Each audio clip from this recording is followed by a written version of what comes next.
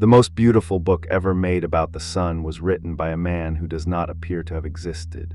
It is called the Splendor Solis, the splendor of the sun. The oldest version we have is dated 1532 to 1535, written in Central German, and it sits today in the print room of the Berlin State Museums. 22 illuminated plates. It is, by a wide margin, the most reproduced set of images in Western alchemy. For 400 years it has been attributed to a man named Salomon Trismosin, said to have been the teacher of Paracelsus. There is no independent evidence that Salomon Trismosin ever lived. His name attaches to copies of the book made after the 16th century, later than the manuscript itself. The claim that he taught Paracelsus tells us mostly how much weight the name Paracelsus carried. So the most famous book about the alchemical sun has no known author, which raises a better question than who wrote it. What did he think the sun was? Because it is not the one outside. Start with the version you already have. Alchemy in the common telling is the attempt to turn cheap metal into gold. Men in cellars, heating things, failing, and eventually inventing chemistry by accident. The sun in their diagrams is a label for gold because gold is sun-colored and the association is obvious. That telling is not wrong, it is just narrow enough to make the whole library unreadable. Many alchemists did want gold. Some were frauds, some were employed by people who wanted gold and did not care how, and the history of the subject is full of ruined patrons. But if that is all it was, the texts would be recipes, and they are not. They are illustrated, allegorical, deliberately contradictory, and they spend enormous effort on something a recipe never needs. They spend it insisting that you have misunderstood the words, and they do it in a specific way that is easy to miss. A cookbook that wanted to be clear would define its terms once at the front. These books define nothing and repeat everything, the same operation described 4 times in 4 sets of images, with no note saying they are the same. An author doing that is not withholding a step. He is trying to get a shape across using every angle he has because he does not believe any single description will carry it. You do that when the thing you are describing is not an object. Here is the problem with the simple version. If the goal were metal, the secrecy would be commercial. You would hide the process and publish nothing. Instead, they published constantly and hid the meaning inside what they published. That is a strange way to protect a trade secret. It is a very ordinary way to protect something that cannot be said plainly, and there is a second problem. The recipes do not work, not sometimes structurally. A tradition that spent 9 centuries failing at a chemical task and never lost a single adherent is not a tradition about a chemical task. Hold that. It gets stranger. The oldest layer of this is a text of about 300 words. It is called the Emerald Tablet, and it is attributed to Hermes Trismegistus, who is not a person either. It was translated into Latin in the 12th century, and the version that spread across Europe was made somewhere around 1140 to 1200, probably in Spain. Behind the Latin is an Arabic source. The Kitab Sur al-Khalika, the Book of the Secret of Creation, attributed to Balinus, around 750 to 800 of the Common Era. The tablet is short, and one line of it is the reason we are here. The father thereof is the sun, the mother the moon. Read that as astronomy, and it is decoration. Read it as instruction, and it says something specific. Whatever is being made has 2 parents, and they are opposite, and both are required. The sun here is not a light in the sky. It is 1/2 of a pair, and you cannot have 1/2 of a pair be a star. Which brings us back to the book with no author. The plates of the Splendor Solis are not diagrams of equipment. They are scenes: a night at a fountain, a drowned king, a child playing in a workshop while women hang washing, a red sun rising over a city. If you go to it expecting chemistry, the images are nonsense. If you go expecting an account of a process happening to a person, they are almost too legible. And the title tells you which. It is not called the Splendor of Gold. It is called the Splendor of the Sun, and the last plate is a sun rising over a landscape that has changed since the first plate. A book about the sun, in which the sun is not the sun. So what were they calling it? There's a sentence that appears in one form or another across 600 years of this literature. It is repeated so often by so many authors in so many languages that it functions less like a claim and more like a warning label. Our gold is not the gold of the common people. Sometimes it is our mercury, our salt, our fire. The noun changes, the structure never does. The word we are using is not the word you know. And notice what a sentence like that does to everything around it. If the gold is not gold, the furnace is probably not a furnace. If the furnace is not a furnace, the fire is not fire, and the vessel is not glass, and the marriage in plate 6 is not a wedding. One sentence applied honestly dismantles the entire literal reading, and it is the alchemists themselves who wrote it over and over, apparently baffled that anyone was still confused. Now put that sentence next to the sun. If our gold is not the common gold, then our sun is not the common sun. And the thing they mean by it has to be something that can have a father, be dissolved, be killed, and rise again, because that is what the texts say happens to it. No star does that, something else does. And if it holds for the gold, it holds for everything else in the book. The most reproduced image in all of alchemy is a green lion swallowing the sun. It appears in the Rosarium Philosophorum and in a dozen emblem books after it. A lion, usually green, with a sun disk in its mouth. Sometimes blood runs from the sun. The reading you will find most often is chemical. The green lion is vitriol, or a strong acid, the substance that dissolves gold, which almost nothing does. The sun is the gold. The image is a recipe step. That reading is reasonable. It is also on its own oddly thin for the most famous image in the tradition, because whatever else it is, the picture shows the brightest thing in the system being eaten, not refined, not polished, consumed by something lower than it. So which is it, chemistry or something else? I want to be careful here because this is where this subject usually goes wrong in both directions. The chemical reading is well supported. Vitriol does what the image describes, the emblem books sit next to laboratory notes, and pretending the whole thing was pure metaphor is a modern invention that would have puzzled the people who wrote it. But these people did not divide the world the way we do. A process in a vessel and a process in a person were not two subjects to them.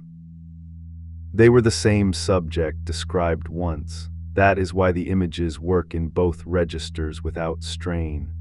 The green lion is an acid, and the green lion is whatever dissolves your certainty, and to the author those were not two claims.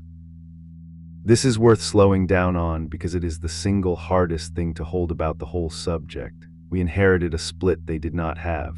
On one side, the world you can measure, on the other, the world you experience. We treat a claim about a liquid and a claim about a mind as belonging to different departments, taught in different buildings, defended with different evidence. They had one department. A substance had qualities the way a person had qualities. Heat was a quality, and so was pride, and both could be increased, purified, or driven off. When such a person wrote that the sun must be dissolved, he was not being poetic about chemistry, and he was not being technical about psychology. He was saying one thing, and our language has no clean way to receive it. Which means the argument about whether alchemy was really chemistry or really spiritual is an argument about our filing system, not about them. Carl Jung, reading all of this in the 1950s, put it in the language we now have. In Mysterium Coniunctionis, he treats Sol as consciousness, the bright, ordering, naming faculty.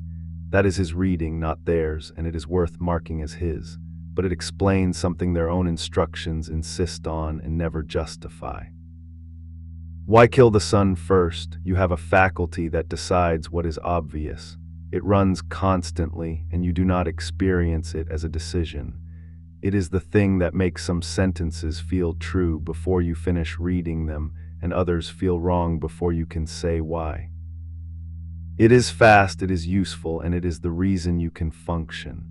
It is also the only faculty in you that is never examined, because examining it requires using it.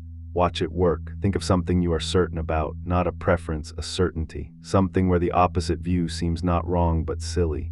Now notice that the silliness arrived first. Before the argument, the judgment was complete before you consulted anything. That is the sun. It is what lights the room, and it decides what is in the room. Here is the structural problem, and it is not a moral failing. Everything you examine by that light. so the light is the one object that never falls under it, not because you avoid it, because there is nothing left over to look with. This is why arguing with a certainty rarely moves it. The argument arrives into a room the certainty has already lit and arranged. The alchemists did not have this vocabulary.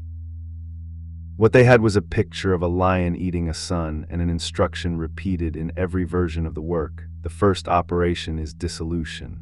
Before anything is made, something is taken apart, not the base metal, the gold, the thing you already value. There is a test, it takes a page, take any alchemical term. Sun, moon, mercury, sulfur, salt, gold.